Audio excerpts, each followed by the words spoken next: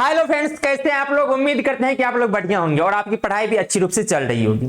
आज हम सॉल्यूशन करने वाले हैं डीपीपी 5 और डीपीपी 5 में आपको 5 सवाल दिया गया था।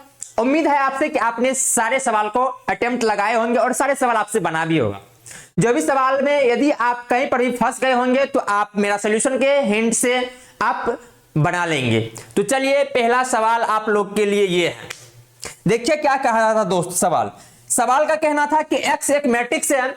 देख लीजिए, यह एक मैट्रिक्स है और इसके मल्टीप्लाई में x दिया हुआ है और कुछ डाटा दिया हुआ है इसके इक्वल टू में। इसका मतलब है कि इस दोनों को मल्टीप्लाई करके ये मैट्रिक्स आया होगा या नहीं। बोलोगे जी भाई बिल्कुल आया होगा। हम मान लेते हैं कि ये जो मैट्रिक्स है हमारा ए है। पहला मैट्रिक्स ए मान लेते हैं। ये जो मैट्रिक्स लिखा हुआ इस मैट्रिक्स को ए मान लेते हैं। इसका ऑर्डर कितना है? 1 2 3, मतलब 3/1 ऑर्डर है। कोई डॉट। अब हम कहेंगे x का ऑर्डर क्या है। x को थोड़ा देर के लिए हम मान लेते हैं x इक्वल टू बी है, मतलब b का ऑर्डर क्या है? x equal to b. थोड़ा देर के लिए आप लेट कर लीजिए, मतलब मान लीजिए। कोई डॉट। तो हम बोलेंगे b का ऑर्डर क्या है भाई, तो बोलोगे b का ऑर्डर पता नहीं है। लेकिन आपको एक चीज पता है। क्या पता है दोस्त? आपको एक चीज पता है, a इंटू बी का जो मल्टीप्लाई हुआ है ना उसका ऑर्डर पता है। क्या है? a इंटू बी का ऑर्डर पता है दोस्त। क्या?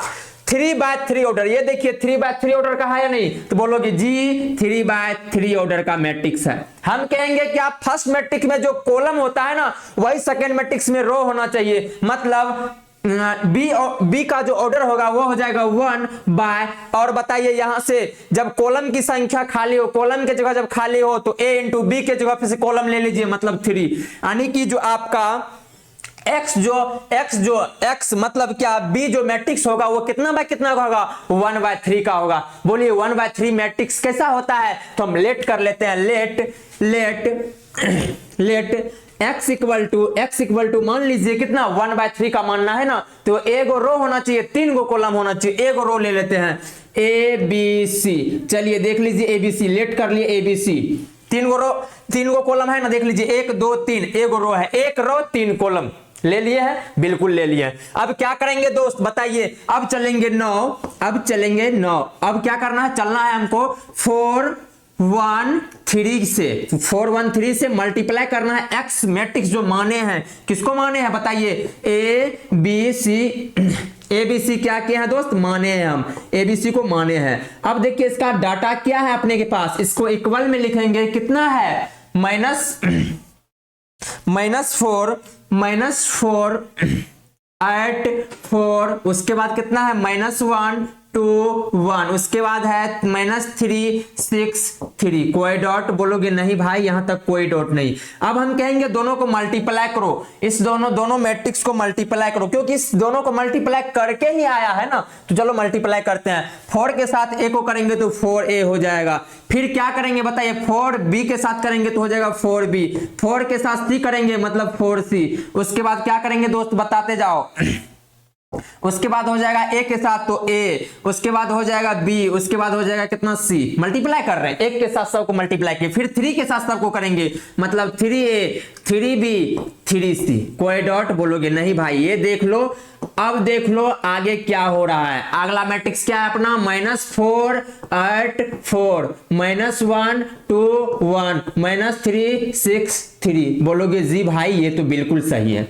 अब हम कहेंगे क्या? दो मैट्रिक्स बराबर कब होता है? हम कहेंगे दो मैट्रिक्स बराबर कब होता है? तो आप बोलोगे भाई दो मैट्रिक्स तब बराबर होता है जब दोनों के कॉरस्पॉन्डिंग एलिमेंट, दोनों का ऑर्डर सेम हो, दोनों का कॉरस्पॉन्डिंग एलिमेंट क्या हो? बराबर हो। मतलब ये दोनों संगत अवयव को बराबर कर देता है। देखिए दोनों का ऑर्डर सेम है।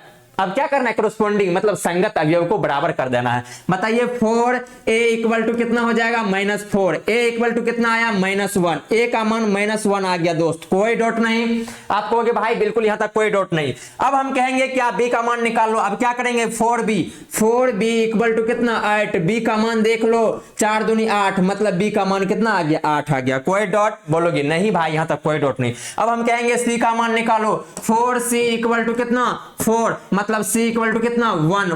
4c इक्वल टू 4 तो c इक्वल टू कितना आ गया 1। अब हम फाइनली कहेंगे कि चेक कर लो, a का मान सब जगह रख के चेक कर लो क्या सबको संतुष्ट कर रहा है। a का मान यहां यदि रखते हैं तो 1 माइनस 1 बराबर हो गया, यहां पर रखते हैं तो -3 बराबर हो गया। b का मान रखो, b का मान यहां रखेंगे तो हो जाएगा 2 इक्वल टू 2 हो गया सही। अब देखो यहां b का मान रखेंगे कितना, c का मान रखते हैं c a इक्वल टू 1, ठीक है। अब यहाँ पे रख दो, यहाँ पर भी सही हो संतुष्ट कर रहा है, यहाँ पर भी संतुष्ट कर रहा है, यहाँ पर भी संतुष्ट कर रहा है। मतलब हम फाइनली जो लिखेंगे ना, ये एबीसी तो मैट्रिक्स का डाटा था ना, एबीसी जो था हमारा माना हुआ क्या था, मैट्रिक्स है। तो हम क्या करेंगे बताइए, अब लिखेंगे क्या भाई बताओ, एक्स मैट्रिक्स जो अपना आया था, एक्स मैट्रिक्स जो था वो था ए बी सी था। अब बताइए x बराबर क्या हो गया, x बराबर आ गया -1 2 और 1, ये अपना को आ गया, देख लो ये अपने को आ गया। मतलब ये क्या हो गया, x एक मैट्रिक्स तैयार हो गया, ठीक है ना।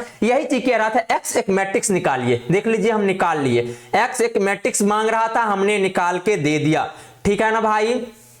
बोलोगे जी बिल्कुल ठीक है, देख लो यहां तक समझने में किसी को कोई तकलीफ नहीं होना चाहिए था, मस्त क्वेश्चन था अपने आप में, ठीक है ना। नेक्स्ट सवाल आप लोग के लिए फिर से लाया जाए क्या, देखिए डीपीपी का सेकंड सवाल डीपीपी का सेकंड सवाल था, यदि a इक्वल टू ये चीज दिया हुआ, यानी कि a कुछ दिया हुआ है, फिर कहता है दिखाइए कि a के पावर n जो है ना, ये a के पावर n ये कुछ डाटा दिया हुआ है, कहता है कि इसके लिए हमेशा ऑल नेचुरल नंबर के लिए क्या है, संतुष्ट करता है, सभी नेचुरल नंबर के लिए क्या करता है, संतुष्ट करता है। चलिए प्रोसेस क्या है, जिसको सिद्ध करना हो उसको Pn मानिए, जिसको प्रूफ करना हो ना उसको क्या कीजिए, Pn मानिए। तो चलिए हम लेट कर लेते हैं, Pn इक्वल टू क्या करेंगे दोस्त, Pn equal to let Pn such that a के पावर n इक्वल टू क्या है बताइए दोस्त, 1 + 2n -4n n 1 - 2n। बोलोगे जी बिल्कुल भाई। अब क्या करते थे, 1 के लिए सच दिखा देते थे, 1 के लिए सच दिखा देते थे, तो हम लिखेंगे पुट n इक्वल टू 1, इसीलिए P1 सच दैट a के पावर 1 इक्वल टू, इधर भी n की जगह पे 1 बैठा देंगे ना, बोलोगे यस 1 + 2 गुना 1 -4 गुना 1, इधर 1 इक्वल टू 1 - 2 गुना 1। बोलोगे जी भाई बिल्कुल यहां तक सही है। हम कहेंगे आगे चलो, इसको लेकर के आगे लेके चलेंगे तो अपने को हो जाएगा, देखिए a इक्वल टू कितना, a इक्वल टू हो गया कितना, तो बोलो 3 आ गया, इधर हो गया -4, यहाँ पे 1, यहाँ पर कितना -1, कोई डॉट, बोलोगे नहीं। अब देख लीजिए a इधर कुछ आया है, LHS में a है, LHS में क्या है, a है, और a का मान दिया हुआ है सवाल में, देख लीजिए 3 - 4 1 - 1, तो यहां से हम a का मान लिख देंगे। a का मान क्या करेंगे दोस्त, a का मान लिख देंगे समीकरण 1 से, समीकरण मान लेते हैं उसको थोड़ा देर के लिए, समीकरण मान लेते हैं दोस्त, हम समीकरण मान लेते हैं किसको, तो इस चीज को, समीकरण इसको मान लिया है, ठीक है ना, समीकरण 1 है। समीकरण 1 से a का मान रखने पर तो a का मान क्या है बताइए दोस्त, 3 है -4 है 1 है -1 है। देखिए तो क्या ये LHS 1 इतना आ गया, और RHS में क्या है, a का मान हो गया। देखिए RHS में क्या है, माइनस में 3 -4 1 -1, क्या बताइए P1 सत्य हो गया क्या, बोलोगे जी P1 सत्य हो गया। मतलब P1 के जगह पे यदि हर जगह 1 पुट करते हैं RHS में तो ये एक इक्वल आ जाता है, मतलब P1 सत्य है, P1 सत्य है, P1 क्या आ गया दोस्त, सत्य है। अब दूसरा स्टेप क्या करते हैं बताइए, दूसरा स्टेप दोस्त हम करते थे कि Pm को सत्य मान लेते थे, Pm को माना कि Pm सत्य है तो क्या हो जाएगा बताइए, Pm सच दैट a के पावर m इक्वल टू हो जाएगा दोस्त, बताइए क्या हो जाएगा, उधर 1 + 2m -4m और यहाँ पे m 1 - 2m होगा या नहीं, बोलोगे जी भाई बिल्कुल हो जाएगा। अब हम कहेंगे कि Pm को सत्य मान लिए हो, तब क्या दर्शा दीजिए आप, तब दिखाना है कि क्या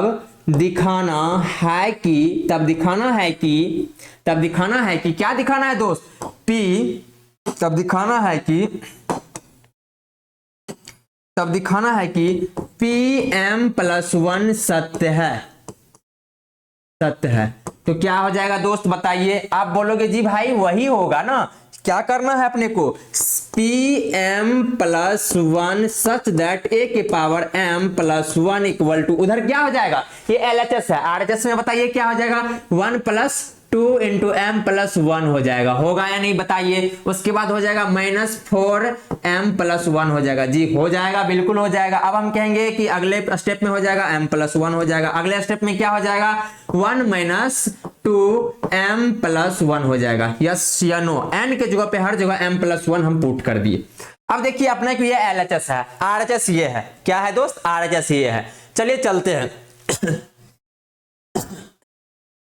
क्या है दोस्त, ये है अपने को क्या, आरएचएस। आरएचएस को थोड़ा सा और सोल्व कर देते हैं। ये हो जाएगा अपने को one plus two m plus two, ये हो जाएगा minus four m minus four, ये हो जाएगा अपने को एम प्लस वन, ये हो जाएगा one minus two M minus two, कोई डॉट बोलोगे नहीं, यहाँ पे one.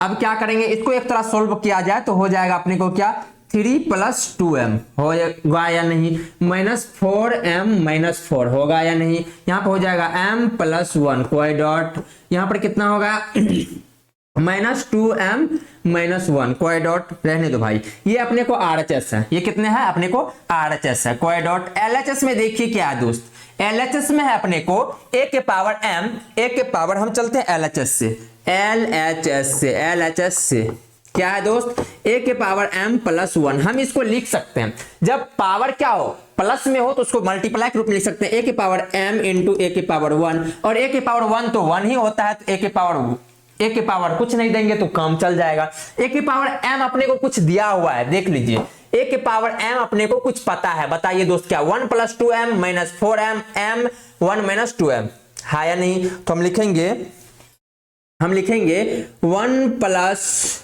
To M minus four m, उसके बाद क्या है दोस्त, उसके बाद है अपने को m, उसके बाद क्या है तो वन माइनस टू एम, होगा या नहीं, बिल्कुल होगा।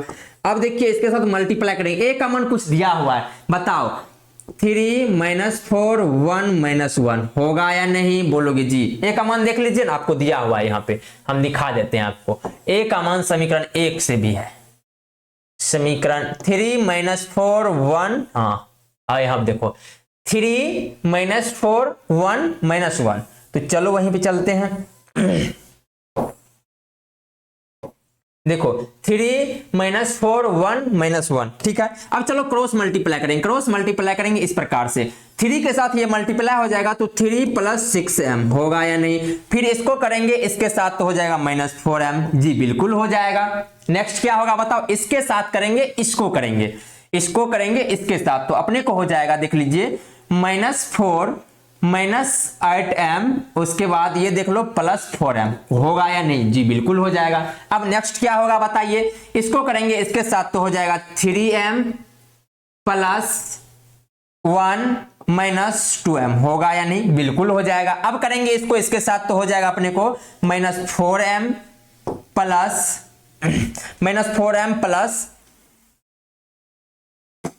Minus one plus two m, होगा या नहीं, जी बिल्कुल हो जाएगा। देख लीजिए यहां तक आ गए। अब क्या करेंगे दोस्त बताइए, अब करेंगे क्या, इसको यदि हम करते हैं तो ये हो जाता है थ्री प्लस टू एम, होगा या नहीं, ये कितना हो जाएगा माइनस फोर एम, होगा या नहीं। फिर ये कितना हो जाएगा, ये अपने को हो जाएगा एम प्लस वन, हो जाएगा, बिल्कुल हो जाएगा। इसको कितना बोलेंगे बताओ भाई, minus two M minus one, जी बिल्कुल बोलेंगे। देख लीजिए ये हमारा एलएचएस था, ये क्या था दोस्त, एलएचएस था।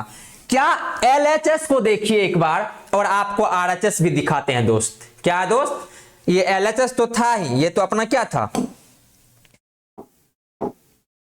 ये अपने को था एलएचएस, और ये देख लीजिए अपने को है आरएचएस। क्या एलएचएस और आरएचएस सेम है क्या, बोलोगे यस, तो हम लिखेंगे अतः हम लिखेंगे पी एम प्लस वन सत्य है। अब लिखेंगे अतः गणितीय आगमन के सिद्धांत से, अतः गणितीय आगमन के सिद्धांत से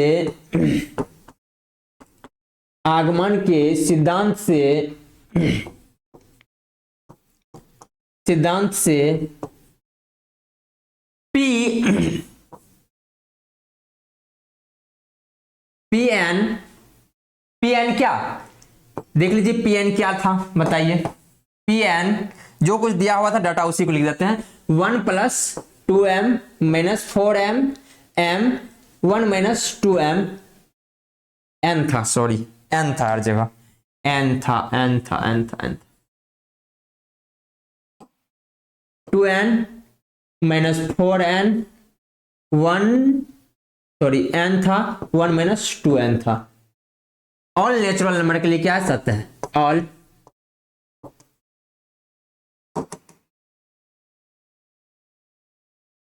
नेचुरल नंबर के लिए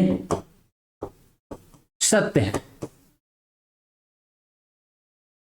यही सिद्ध करना था दोस्त, हम सिद्ध कर दिए, ठीक है ना। देख लीजिए थोड़ा सा था लेंदी जाता है, 5 मार्क का क्वेश्चन भी है, लेकिन अच्छा क्वेश्चन है अपने आप में, ठीक है ना।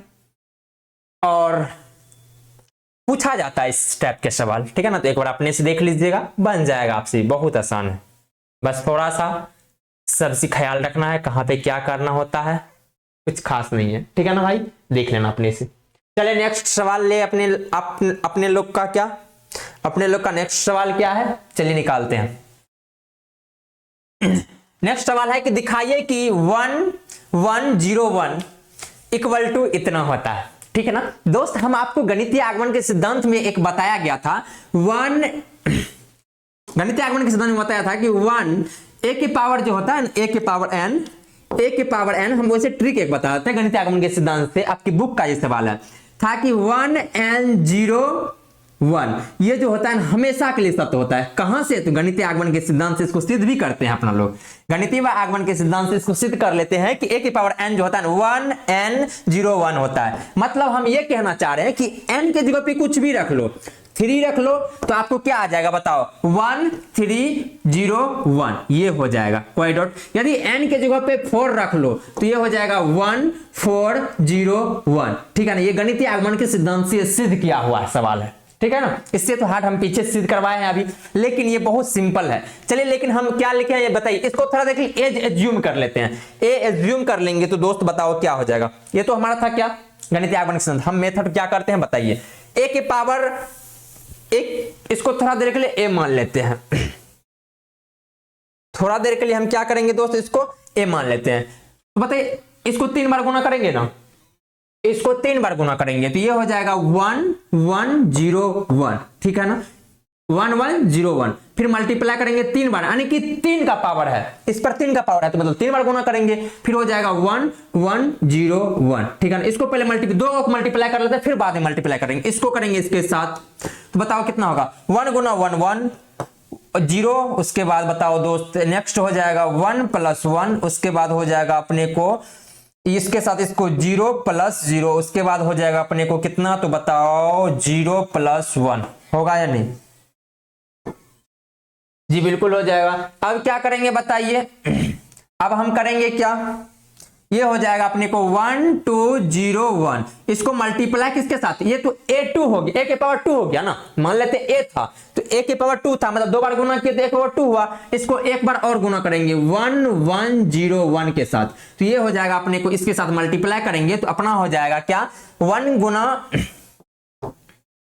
इसको यदि मल्टीप्लाई करते हैं तो 1 गुना 1 1 + 2 गुना 0 0, फिर इसको करेंगे इसके साथ हो जाएगा 1 + 2, इसके साथ फिर करेंगे तो हो जाएगा 0 + 0, फिर इसके साथ इसको करेंगे तो हो जाएगा 0 + 1, कोई डॉट। देख लीजिए क्या ये अपने को आ गया क्या, 1 + 3 1301। देख लीजिए यही चीज तो अपने को प्रूफ करना था, हम लिख देंगे प्रूफ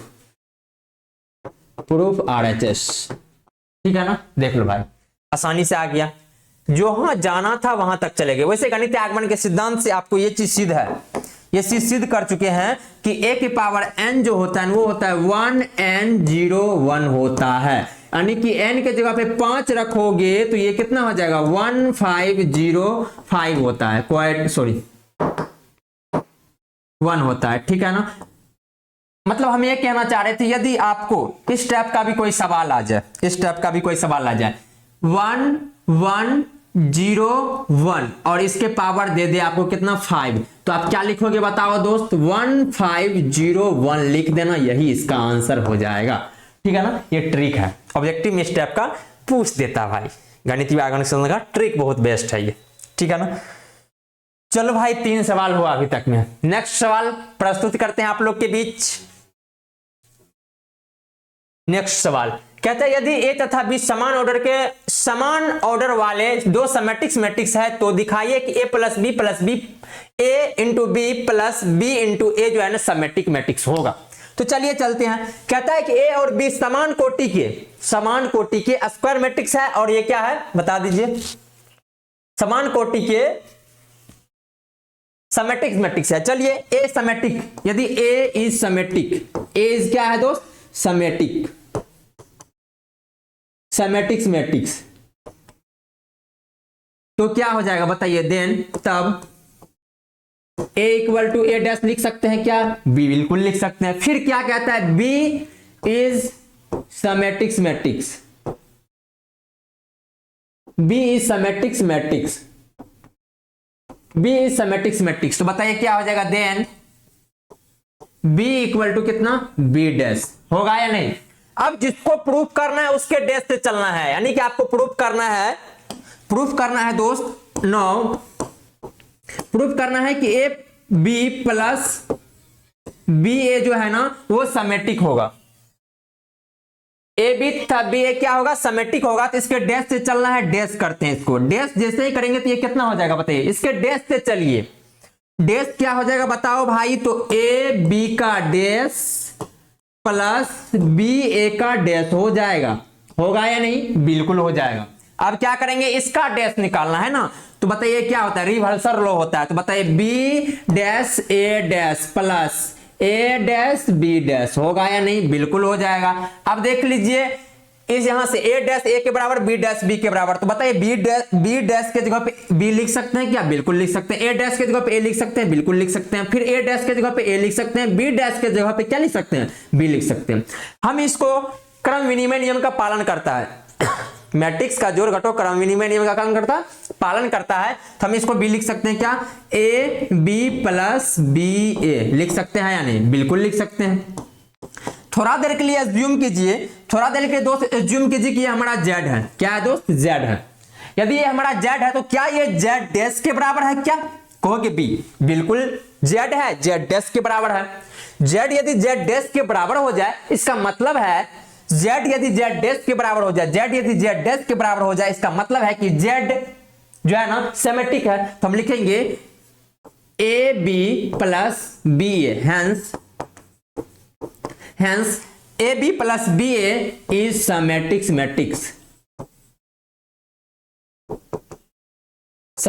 मैट्रिक्स, कोई डॉट नहीं, यहां तक कोई डॉट नहीं होना चाहिए भाई आपको, ठीक है ना। देख लो हमने प्रूफ